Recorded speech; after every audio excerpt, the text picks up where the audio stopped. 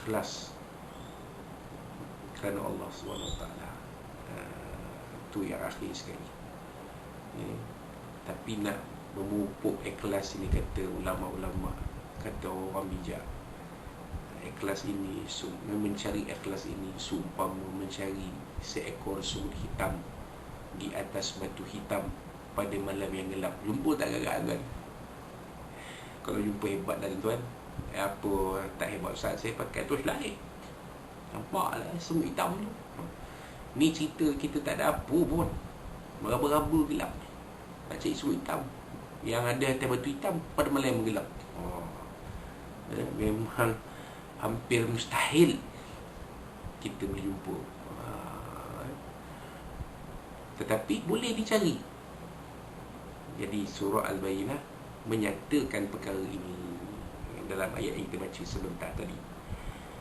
Yang ketiga, menjelaskan tentang kesudahan hidup orang-orang kafir yang banyak melakukan jenayah dan dosa sebagai makhluk yang paling buruk. Itu juga kesudahan hidup bagi orang-orang yang beriman dan bertakwa sebagai makhluk yang paling baik. Firman Allah SWT mafhumnya, dia innal ladzi kafaru min ahli kitab wal musyrikin fi nar jahannam khalidina fiha, ya, ulaika hum syarrul bariyah. Sampailah ayat yang akhir sekali, ya, dzalika liman khasyiya rabbah. Ini ayat 6 ni 8 menceritakan orang jahat, orang kafir, orang jahat ni duduk kat mana tempat dia. Orang yang beriman ni duduk kat mana tempat dia. Baik. Wallahu a'lam. Kelebihan surah diriwayatkan oleh Imam Al-Ahmad dan Malik dari Ibnu Amru dan Ibnu Thabit Al-Ansari radhiyallahu anhu. Beliau telah berkata, ketika turunnya ayat mafhumnya, ya, orang-orang kafir, yakni ahli kitab, sehingga akhirnya Jibril telah berkata, wahai Rasulullah, sesungguhnya Tuhan kamu memerintahkan kamu supaya membacakan ayat ini kepada Ubay. Maka Rasulullah SAW pun menceritakan kepada Ubay, sesungguhnya Jibril telah memerintahkan aku membaca surah ini kepada kamu. Lalu Ubay berkata, adakah disebutkan namaku waktu itu ya Rasulullah? Rasulullah SAW menjawab, iya. Berkata Malik, maka Ubay pun menangis. Ubay ni adalah Ubay bin Ka'ab, seorang sahabat Nabi, seorang sahabat Nabi yang namanya dikenali kerana menjadi penulis wahyu Nabi SAW. Diriwayatkan juga oleh Imam Ahmad, Imam Al-Bukhari dan Muslim, At-Tirmizi dan An-Nasa'i dari Sayyidina Anas bin Malik radhiyallahu anhu. Beliau berkata, Rasulullah SAW telah berkata kepada Sayyidina Ubay bin Ka'ab, sesungguhnya Allah SWT telah memerintahkan aku membacakan kepadamu ayat, mafhumnya orang-orang kafir, yakni ahli kitab. Lalu Ubay berkata, apakah Allah menyebut namaku kepadamu? Jawab Rasulullah SAW, ya. Lalu Ubay pun menangis. Dari dua riwayat ini jelas bahawa Ubay bin Ka'ab ni asal-asalnya ialah seorang ahli kitab, ya, seorang Arab yang menganut agama Yahudi, artinya yakni agama Yahudi, ya, ataupun agama Nasrani, agama Yahudi lah khususnya, kerana kita tahu di kota Madinah Munawwarah ini, asalnya kota Yathrib ini ada, ya, satu golongan masyarakat Yahudi yang mereka bercampur gaul dengan orang Arab, dan ada orang Arab di sana yang menganut agama Yahudi, dan mereka ini, orang Arab di Yathrib sudah tahu daripada orang-orang Yahudi di sana bahawa akan lahir seorang Nabi akhir zaman,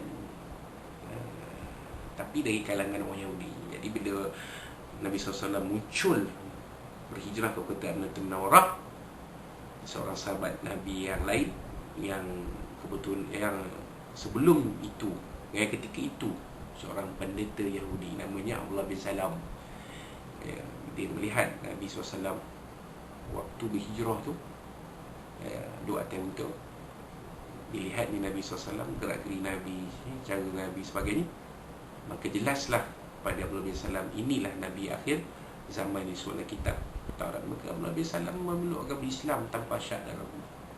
Tetapi apabila kaum Yahudi di Madinah mengetahui Abdullah bin Salam memeluk Islam dan Nabi Muhammad SAW itu bukan dari golongan mereka, dari golongan Arab, orang Arab yang mereka sebut-sebut, mereka takut-takutkan nanti bila kami akan menguasai kamu Arab dipimpin oleh Nabi kami ini. Tapi ternyata Nabi akhir zaman yang ditunggu itu bukan orang Yahudi, orang Arab. Maka mereka menolak langsung kerasulan Nabi SAW, mengubah isi kandungan kitab Taurat dan mencerca Abdullah bin Salam kerana memeluk agama Islam. Ini fakta yang ada. Diriwayatkan oleh Imam Ahmad dan At-Tirmizi dari Sayyidina Ubay bin Ka'ab radhiyallahu anhu, beliau telah berkata, sesungguhnya Rasulullah SAW telah berkata kepadaku, sesungguhnya Allah telah memerintahkan aku membacakan kepadamu ayat-ayat Al-Quran. Maka Rasulullah SAW pun membaca ayat mafhumnya. Orang-orang kafir, yakni ahli kitab, kemudian menambah kata, jikalau seseorang anak Adam itu meminta harta sebanyak sebuah wadi, yakni lembah, dan permohonan itu diperkenankan, saya akan meminta lembah harta yang kedua. Kalaupun diberikan, yakni selembah harta lagi, ia akan meminta lagi selembah harta yang ketiga. Sebenarnya tidak ada yang dapat memuaskan perut anak Adam kecuali tanah. Jelas manusia ni, inilah dia harta yang manusia rebut di dunia ini selain emas RM2 adalah tanah. Lagi banyak seseorang itu memiliki tanah, lagi berharta orang itu. Tak cukup, dah ada banyak nak lagi.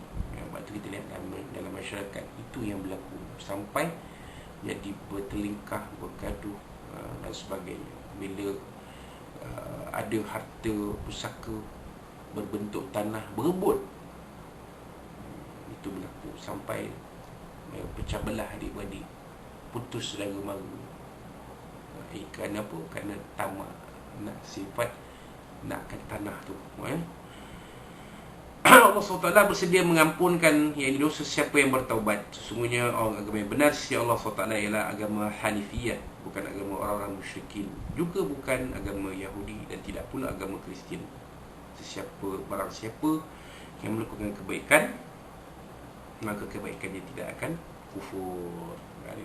Nabi SAW, Nabi SAW, Nabi kata, Nabi sebut, Nabi sabdakan, agama ialah agama Hanifiyah, bukan agama Yahudi, bukan agama Kristian. Kenapa? Dua agama ni sudah tersesat jauh. Agama Hanifiyah ni kalau sekarang ni agama Islam lah. Itu yang mana persamaannya, ianya datang dari agama Hanif, ini agama Nabi Ibrahim AS. Itu kita dalam tahiyat awal, tahiyat akhir khususnya, selawat kepada Nabi dan juga selawat kepada Nabi Ibrahim AS. Sebab Nabi Ibrahim, ajaran agama Nabi Ibrahim itulah asasnya ada di dalam agama Islam. Dan Nabi Ibrahim memanglah, kita semua tahu bahawa dari Nabi Ibrahim AS ni keturunannya sampai kepada Nabi Muhammad sallallahu alaihi wasallam, Sayyidina Muhammad sallallahu alaihi wasallam. Jadi itu dia sebagai muqaddimah surah Al-Bayyinah ini. Maka insya-Allah kita akan mulakan dengan 5 ayat yang pertama surah Al-Bayyinah. Ayat pertama surah, ayat hingga ayat kelima surah Al-Bayyinah. Maka kita, sebelum kita nak mulakan kupasan tafsir ayat pertama hingga ayat kelima surah Al-Bayyinah, kita pergi dulu kepada hukum-hukum tajwid, hukum-hukum tajwid dan hukum-hukum dan terjemahan harfiah ayat 1 hingga ayat 5 surah Al-Bayyinah. Bismillahirrahmanirrahim. Lam yakunil ladzina kafaru min ahlil kitab wal musyrikin munfakin hatta ta'tiyahumul bayyinah. Di lam yakun, lam yakun mimati jumpaya, hukumnya izhar syafawi, dinyatakan bunyi mim mati yang bertemu dengan ya, maka mim mati itu sempurna Dia ada dengung.